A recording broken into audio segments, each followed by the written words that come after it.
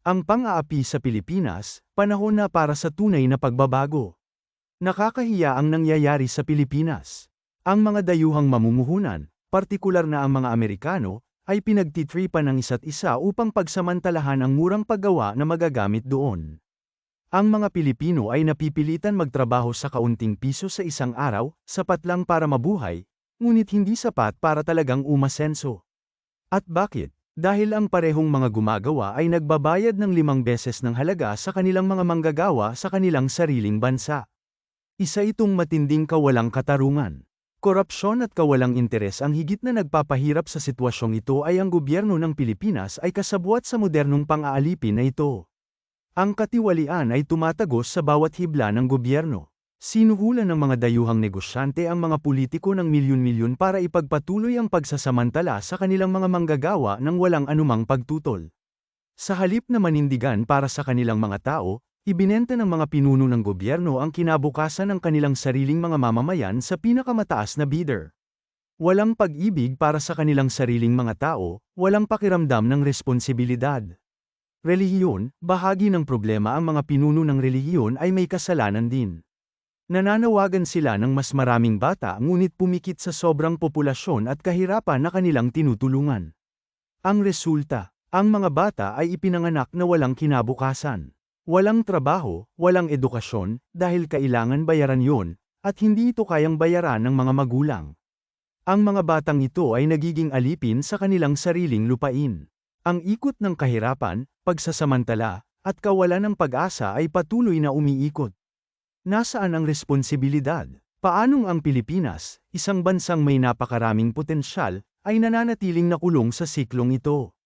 Ang mga magulang na nakikita ang kanilang mga anak bilang mga manggagawa, mga pinuno ng gobyerno na inuuna ang pera kaysa sa kanilang mga tao, at mga lider ng relihiyon na humihingi ng mas maraming bibig upang pakainin ang hindi nagbibigay ng paraan upang mapakain sila.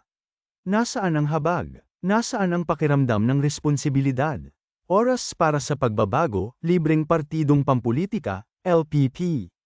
Ang pang-aapi na ito ay dapat wakasan, at ang solusyon ay hindi nakasalalay sa mga tiwaling pinuno o mga dayuhang mamumuhunan. Ang pagbabago ay dapat magmula sa loob. Panahon na para sa isang bagong kilusang pampulitika, isang nakaugat sa katarungan at pananagutan. Ang isang tao ay dapat magtatag ng isang partidong pampulitika na nagbibigay daan sa pagsulong.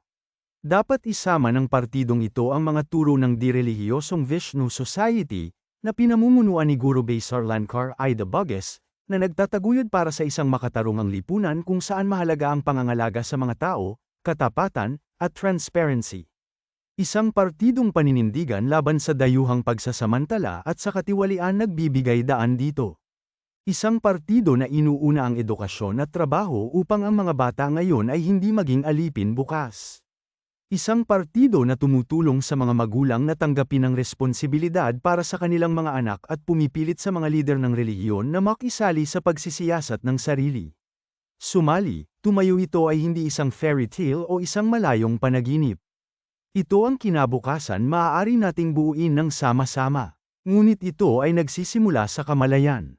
Nagsisimula ito sa realisasyon na hindi na matitiis ang pang-aapi sa Pilipinas.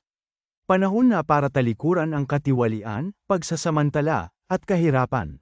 Manindigan para sa karapatan ng mga Pilipino. Manindigan para sa hustisya. Sumali sa kilusan para sa tunay na pagbabago. Dapat na handa ang partido ng libreng Pilipino na pagsilbihan ang mamamayan, hindi ibenta sila sa pinakamataas na bidder.